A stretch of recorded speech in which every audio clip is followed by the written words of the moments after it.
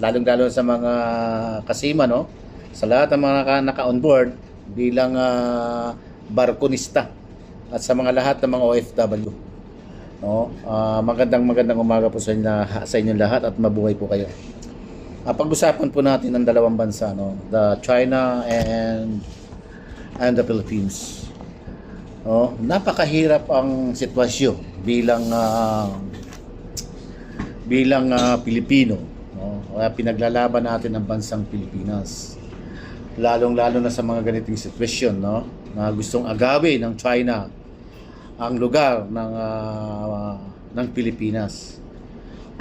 Ngayon, ang ating Secretary Gibo ay napakagaling po yan bilang defense na siya po ang bilang depensa bilang secretary ng Pilipinas, no? Mahusay po yan, no? Pinaglalaban niya ang sovereignty ng Pilipinas, lalong-lalo na sa atin na bilang mamamayang Pilipino. Secretary Gibo is the most suitable person po yan. He is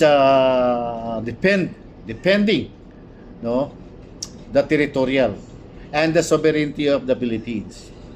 The international laws between the China and the Philippines. China is not followed, sabihin ko sa iyo, the dust line of territory. Hindi po sila sumusunod. So, ang nangyayari ngayon, ang gusto ng mangyari ng China, they will take an over of the Philippines land. So, hindi pwede mangyayari kasi pag nawala po ang West Philippine Sea, tayo po ay may hirapan.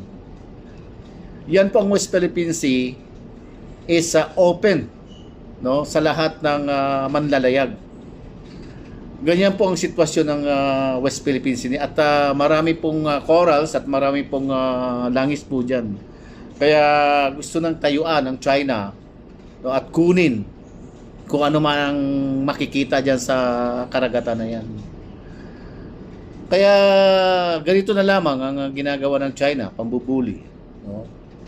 Pero si Secretary Gibo, no, hindi uurong yan. No? Dumidepensa po yan bilang Secretary of Defense Philippines. Kaya napakagaling po na tao yan. Saludo po ako sa inyo, Secretary Gibo, no? Kaya mabuhay po ang bansang Pilipinas. Ito po si Chef Arel, nagbibigay ng magandang mensahe para sa bawat isa nating mamamayang Pilipino. Mabuhay po kayo lahat.